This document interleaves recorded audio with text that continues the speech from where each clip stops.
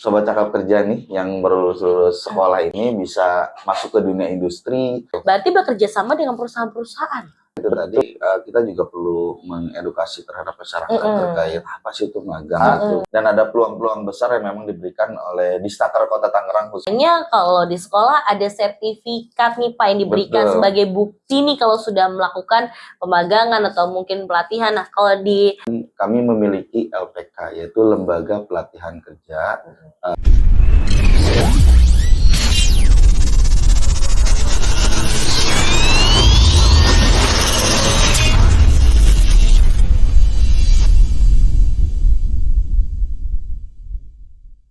Halo, Sobat Cakap Kerja, apa kabar Sobat Cakap Kerja? Balik lagi sama podcast Gampang Kerja bersama saya Jenny selaku host yang akan menemani Anda semua pada podcast kali ini. Nah, podcast kali ini akan seru banget karena kita akan bahas terkait lembaga pelatihan kerja.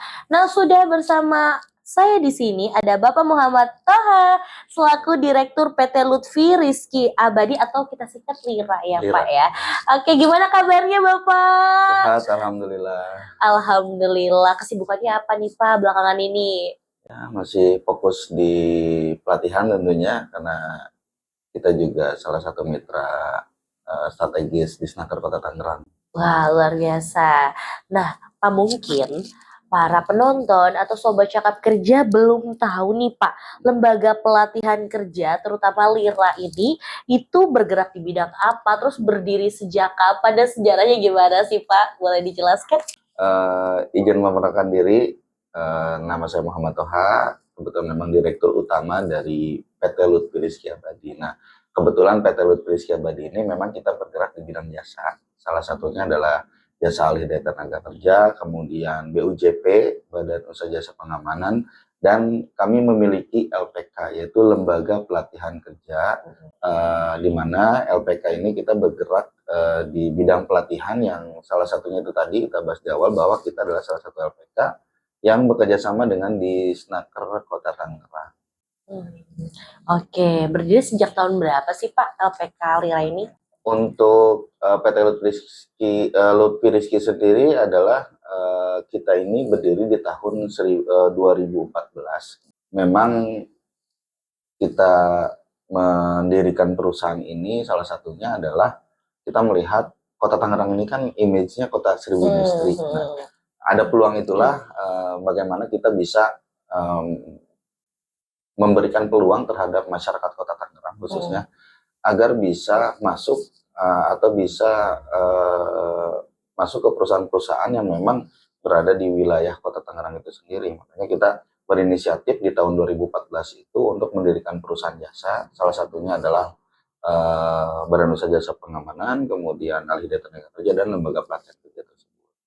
Oke, terus visi misinya apa sih Pak dari LPK ini untuk membantu para pencari kerja di Kota Tangerang?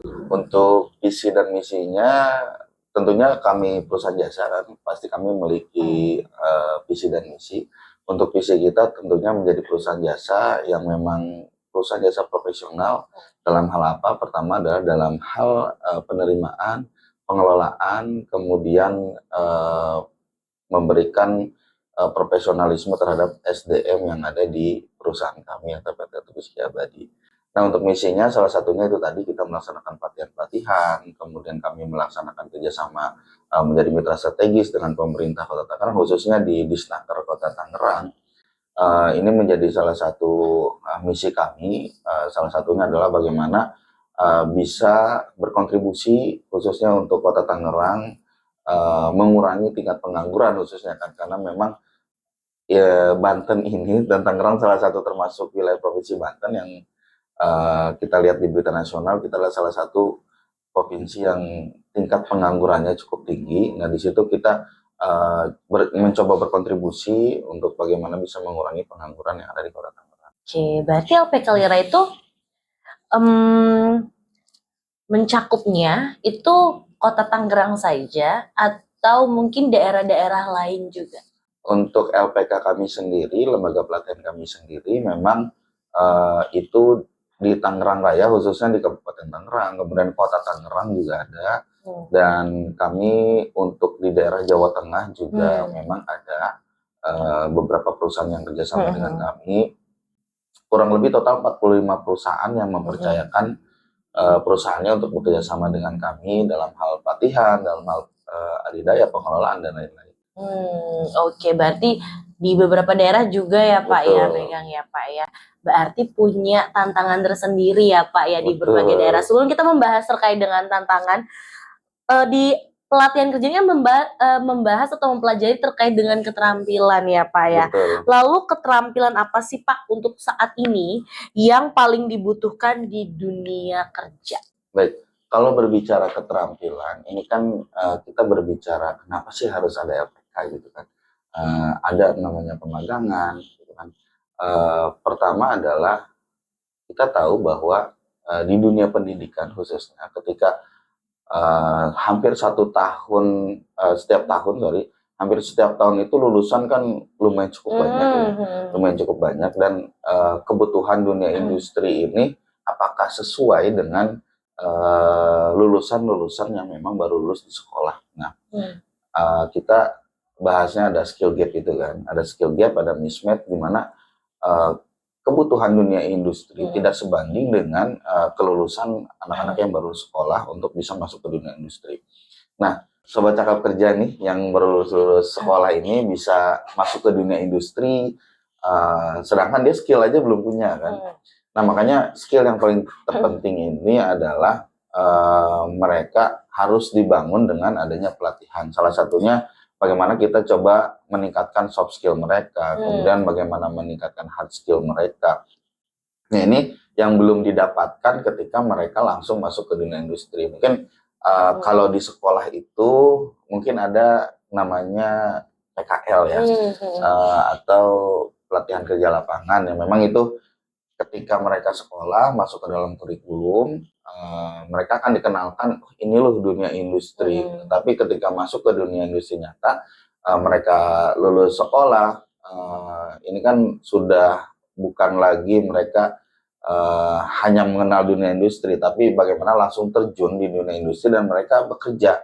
Nah, inilah untuk mengurangi skill gap dan mismatch itu, artinya ada kesenjangan antara kebutuhan dari perusahaan, baik itu kualifikasi dan lain-lain, maka dibutuhkanlah namanya program pemagangan itu tadi. Nah, dengan program pemagangan itu tadi kan nanti si siswa yang baru lulus sekolah ini akan dilatih, kemudian sambil bekerja. Karena kan memang untuk siswa atau mereka yang baru lulus sekolah, itu skill dan lain-lainnya itu kan itu tadi agak sedikit ya agak minim memang ketika perusahaan ingin kualifikasinya seperti apa, terjadi itu tadi skill gap dan mismatch itu tadi. Oke, berarti sebenarnya pemagangan ya Pak ya untuk di APK Lira ini. Betul. Berarti bekerja sama dengan perusahaan-perusahaan. Betul. Wow. Kebetulan memang kenapa sih kami bekerja sama dengan perusahaan-perusahaan? Salah satunya itu tadi memang kami memiliki niat membentuk LPK ini karena kita ingin khususnya warga Kota Tangerang nih bisa menikmati atau bisa bekerja di perusahaan-perusahaan yang memang dari Kota Tangerang dan mereka memiliki skill atau kompetensi sebagai warga Kota Tangerang. Nah, makanya kita punya program namanya OJT kan, yang bekerja sama dengan Disnaker Kota Tangerang, atau on the job training. Sebenarnya OJT ini adalah salah satu penawaran, ini loh warga Kota Tangerang, kita tawarkan ke perusahaan, mereka bisa kerja, mereka bisa mereka memiliki kompetensi yang bisa diandalkan, dan mereka juga mampu untuk bisa bekerja di perusahaan-perusahaan yang memang membutuhkan skill dan kualifikasi sesuai dengan kebutuhan perusahaan misalkan. Nah, terkadang ketika kita tidak memiliki skill, kemudian tidak memiliki jaringan, bayangkan ketika kita bawa lamaran ke perusahaan itu kadang di pos satpam sudah maaf tidak ada lowongan gitu kan. Bahkan ketika diterima pun, wah ternyata yang diterima orang dalam gitu kan. Nah, padahal warga Kota Tangerang sendiri ini memiliki kemampuan atau memiliki kompetensi itu sendiri. Yang penting kan nanti kita dilatih melalui Disnaker Kota Tangerang dan melalui program OJT itu tadi. Nah, setelah melakukan PJT ini tadi, maka si peserta pelatihan ini akan melakukan proses pemagangan itu tadi. Nah, kenapa pemagangan? Karena nanti mereka kan kalau pemagangan itu maksimal 1 tahun ya, 1 tahun, dan setelah melakukan proses pemagangan ini mereka akan diuji bagaimana skillnya, bagaimana kemudian attitude-nya, bagaimana knowledge-nya. Nah, setelah mereka lulus 1 tahun, baru nanti mereka akan memiliki proses seleksi lagi, apakah mereka mampu atau tidak. Kalau memang mereka mau belajar, artinya mereka akan langsung masuk ke PKWT. Artinya ini ada jenjang karir yang memang mereka harapkan ketika atau mereka kan pasti si pencari kerja ini atau siswa yang baru lulus sekolah ini ingin, oh setelah lulus sekolah saya punya pekerjaan gitu. Nah, ini adalah peluang ketika mereka belum memiliki skill yang kemudian memiliki kualifikasi yang dibutuhkan perusahaan. Ya, program magang inilah salah satu peluang untuk bisa membuktikan, oh ini loh skill yang saya miliki dan saya akan coba terus belajar melalui pelatihan tersebut. Itu sih. Nah, kalau kenapa sih magang gitu kan? Karena kalau di Indonesia ini kan magang ini ada 2 itu tadi kan, ada magang yang memang image-nya itu adalah orang sekolah kemudian PKL di perusahaan atau salah satu universitas perguruan tinggi, mereka masih kuliah kemudian masuk ke perusahaan. Nah, ini image kita masih ke sana magang itu kan. Padahal kan magang dalam arti untuk dunia kerja atau kita sebut pemagangan dari Kementerian Tenaga Kerja itu kan berbeda dengan dari Kemendikbud ya. Kalau yang prakerin, kemudian PKL itu kan biasanya dari siswa yang masih sekolah atau internship itu tadi. Kemudian kalau untuk pemagangan menurut Kementerian Tenaga Kerja ini adalah sama, di Indonesia itu masih internship, tapi bentuknya adalah pelatihan kerja. Dan ada beberapa perbedaan itu tadi. Kalau untuk yang baru lulus sekolah wajib yang sudah lulus sekolah atau yang mau ditingkatkan kompetensinya. Nah, kalau pemagangan versinya Kemendikbud yang masuk ke dalam kurikulum itu kan mereka masih menjadi pelajar atau siswa, atau kalau untuk di universitas itu biasanya semester akhir, dan mereka hanya dikenalkan dengan dunia industri. Oh, ini loh dunia industri, dan salah satu kewajiban yang memang harus terpenuhi karena masuk ke dalam kurikulum gitu kan. Tapi kalau untuk di luar negeri memang sudah bahasanya dipisahkan itu antara internship dengan apprenticeship itu kan. Jadi kalau di Indonesia sih kita masih pakai bahasa internship, tapi memang dalam pemaknaannya berbeda, pelaksanaannya juga berbeda, ada regulasinya juga berbeda. Oke, baik Pak. Berarti di pemagangan, berarti ini LPK Lira tuh bekerja sama dengan perusahaan-perusahaan di daerah-daerah tersebut ya Pak. Boleh di-spill ada perusahaan apa saja nih Pak yang sudah bekerja sama dengan Lira ya? Baik. Nah, ini ada info menarik nih Bu. Kebetulan kita memang kerjasama dengan salah satu perusahaan yang lokasinya ini ada di Kota Tangerang. Boleh di-spill mungkin? Boleh kalau berkenan. Nah, memang kita bekerja sama, salah satunya adalah perusahaan otomotif, artinya memproduksi komponen otomotif, dan ini salah satu perusahaan favorit juga memang yang ada di Kota Tangerang, itu PT DNP. Kebetulan memang kita sedang melaksanakan program pemagangan di PT DNP. Jadi sobat cakap kerja yang usianya, memang kalau usia di sana dibatasi karena memang mengikuti regulasi yang ada di sana, karena memang ini sifatnya magang. Nah, kita di usia 18 sampai 20 tahun boleh ikut seleksi tes untuk program pemagangan kami di PT atau di LPK Lira yang bekerja sama dengan PT DNP. Nah, ini peluangnya bagus karena di sana kalau magang ini kan prosesnya 1 tahun.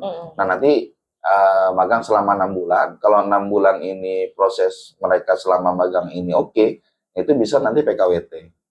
Wow, berarti ada jenjang karirnya ya Pak di situ betul, ya. Peluangnya cukup bagus. Baik. Berarti tadi Bapak sampaikan kalau sekarang tuh mungkin magang tuh ininya apa ya? orang-orang taunya tuh anak sekolah gitu, ternyata betul. habis lulus tuh bisa ya Pak, bahkan mungkin kalau setahun 2 tahun habis lulus bisa nggak sih Pak ikut pemagangan seperti itu? Bisa, karena memang itu tadi, kita juga perlu mengedukasi terhadap masyarakat terkait apa sih itu magang itu kan. Dan memang itu tadi dibahas di awal bahwa magang yang dilaksanakan di sekolah itu adalah magang yang memang masuk ke dalam kurikulum itu tadi.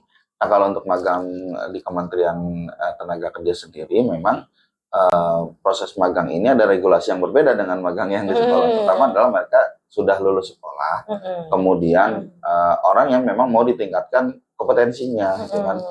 Nah, memang kalau untuk program magang ini sendiri, salah satunya adalah bentuk pelatihan yang memang mereka langsung berlatih di perusahaan dengan standarnya mengacu pada standar kompetensi nasional atau SKKNI, ya, atau standar kerja khusus atau standar kerja internasional. Misalkan kita pakai 3 standar itu, tapi mayoritas itu rata-rata kita pakai SKKNI, standar kerja nasional, untuk bisa dipelajari, kemudian mereka mengaplikasikan di perusahaan-perusahaan yang memang bekerja sama dengan kami LPK. Nah, contoh untuk magang di sekolah, mereka kan tidak ada kewajiban untuk adanya uang insentif, kemudian uang saku, kemudian uang makan. Nah, kalau untuk di pemagangan industri itu si peserta magang ini wajib mendapatkan uang saku, kemudian insentif dan juga uang makan. Nah, untuk besarannya memang tidak ada regulasi yang menjelaskan berapa. Yang penting ada masuk ke dalam unsur itu tadi. Uang sakunya ini harus memenuhi unsur ada uang insentif, kemudian ada uang makan yang memang bahasanya bukan gaji ya. Kalau magang itu uang saku. Nah, kemudian yang kedua ada batas usia. Ada usia itu minimal dari 17 tahun sampai titik-titik. Nah, ini berarti kan dalam regulasinya tidak ada batasan sebenarnya. Hanya dibatasi dalam regulasi itu untuk magang itu mulai dari usia 17 tahun. Nah, cuman dengan catatan itu tadi, kalau untuk yang 17 tahun ini harus melampirkan surat keterangan dari orang tua. Nah, kemudian apabila mereka magang kemudian dari sistem SIP, boleh? Apakah boleh? Boleh. Tetapi itu tadi, si perusahaan ini harus merekrut yang sudah 18 tahun. Kemudian yang kedua ya harus memfasilitasi kendaraan antar jemputnya, karena kan memang mereka pelatihan dan ketika pelatihan di perusahaan ini atau magang tersebut ya ada syarat-syarat ketentuan yang harus dipenuhi lah salah satunya. Oke. Lalu jika mereka pemagangan biasanya kalau di sekolah ada sertifikat nih Pak yang diberikan sebagai bukti nih kalau sudah melakukan pemagangan atau mungkin pelatihan. Nah, kalau di Bapak sendiri bagaimana nih? Apakah mereka nanti akan diberikan sertifikat atau seperti apa? Betul. Pertama adalah kita akan berikan sertifikat, kemudian ada juga surat keterangan. Dan ada berbeda nih. Kalau untuk sertifikat juga nanti kita ada sertifikat yang memang kita keluarkan dari LPK kita, LPK Lira, dan sertifikat yang memang dikeluarkan oleh BNSP. Jadi kita kerjasama dengan LSP sesuai dengan kebutuhan perusahaan. Jadi kalau memang perusahaan ini ingin tingkatnya lebih jauh, nah biasanya kita kerjasama dengan LSP untuk bisa memberikan sertifikat BNSP itu tadi. Yang kedua itu sertifikat yang kita berikan ke peserta magang itu yang dikeluarkan oleh kami LPK Lira. Nah, yang ketiga itu surat keterangan. Kalau surat keterangan ini adalah ketika mereka magang, karena kan goalnya kita menginginkan si peserta magang ini kompeten. Nah, kompeten ini berarti kan dilihat dari skillnya dia mumpuni, kemudian knowledge-nya juga pengetahuannya dia mumpuni, kemudian yang terpenting itu attitude. Nah, ketika si peserta magang ini 3 item ini terpenuhi, berarti kan kita akan buatkan dia sertifikat dengan hasil kompeten.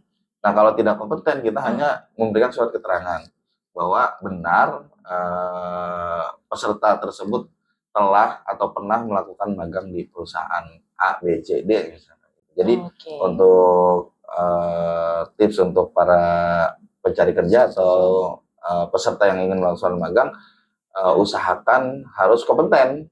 Karena untuk mendapatkan sertifikat itu tadi, kalau tidak mendapatkan sertifikat kan sayang hanya surat keterangan. Oke, berarti selesai mereka pelatihan seperti itu nanti mereka akan diberikan sertifikat seperti itu ya Pak Itu ya? dari hasil penilaian itu tadi. Karena memang mereka ada logbook, kemudian mereka akan di akhir itu akan diuji sejauh mana ilmu atau materi yang disampaikan ketika proses pemagangan mereka akan dapatkan. Karena kan untuk magang sendiri kan memang kita ada unit kompetensi itu tadi, kemudian ada beberapa penilaian yang harus kami nilai. Salah satunya itu memenuhi 3 unsur itu tadi, dari pengetahuannya, kemudian dari skill-nya, kemudian dari attitude-nya. Ketika nilainya ini oke, berarti mereka kompeten dan akan mendapatkan sertifikat itu tadi. Oke, baik. Lalu sejauh ini untuk bidang-bidangnya, bahkan sertifikasi kompetensinya tuh ada apa aja sih Pak? Apakah ada bidang dari fashion atau manufaktur atau seperti apa sih Pak pelatihan ataupun kompetensi yang bahkan bisa mendapatkan sertifikasi BNSP itu? Ya, jadi memang di LPK Lutfi Rizky Abadi sendiri ini ada sertifikasi yang memang kita bergerak di bidang soft skill. Soft skill ini kan berbicara tentang etos kerja, tanggung jawab, dan lain-lain. Kemudian kita juga ada di hard skill. Nah, hard skill ini contoh kita kerjasama dengan PT DNP yang ada di Kota Tangerang ini, kita sesuaikan SKKNI-nya dengan kebutuhan di dunia industri. Nah, kalau misalkan otomotif berarti kan kita kerjasama dengan LSP yang memang untuk skemanya ada di sana gitu kan, untuk proses uji kompetensi dan mendapatkan sertifikat BNSP. Nah, kalau dirasa perusahaan ini cukup mereka sertifikatnya hanya di LPK. Nah, ini nanti kita juga by request sih dari perusahaan. Cuman target kita sih mudah-mudahan sih semua bisa BNSP lah, karena ini kan sertifikat yang diakui oleh negara. Betul sekali. Ini harusnya menarik sekali ya Pak ya, karena bagi mungkin yang sedang menunggu panggilan kerja atau mungkin sedang susah mencari kerja mungkin bisa ya Pak untuk ikut pelatihan. Nah, untuk itu di mana sih Pak mereka nih para pencari kerja atau sobat cakap kerja bisa mendapatkan informasi untuk bisa mengikuti pelatihan ataupun pemagangan terutama di PT Lira ini? Mereka dapat informasi dari mana sih Pak? Pertama adalah karena LPK Lira sendiri kita bekerja sama dengan Disnaker Kota Tangerang, itu ada aplikasi namanya Tangerang Live. Nah, di Tangerang Live ini nanti di sana akan ada informasi terkait program OJT yang bekerja sama dengan UPT BLK. Nah, memang kita bekerja sama dengan Disnaker melalui UPT BLK tersebut. Nanti ada di Tangerang Live, itu biasanya kita ada program OJT, on the job training. Nah, ini peluang bagus di OJT ini. Itu perangkatan itu kita 16 orang. 16 orang yang memang kita tempatkan di perusahaan untuk mereka berlatih, kemudian endingnya nanti yang memiliki kualifikasi ada pilihannya 2, antara mereka magang di LPK Lira atau mereka langsung diterima oleh perusahaan. Nah, ini ada kisah atau ada salah satu yang peserta magang itu mungkin nanti boleh kita undang ya, bagaimana dia melaksanakan proses OJT di perusahaan, salah satu perusahaan yang ada di Kota Tangerang juga. Setelah melakukan OJT, ya mungkin rezekinya bagus, kemudian skill dan lain-lain dia mumpuni, akhirnya ya ditarik oleh perusahaan tanpa harus proses magang lagi. Hanya melalui proses pelatihan 1 bulan melalui program yang diberikan ke para pencari kerja itu tadi, khususnya warga Kota Tangerang.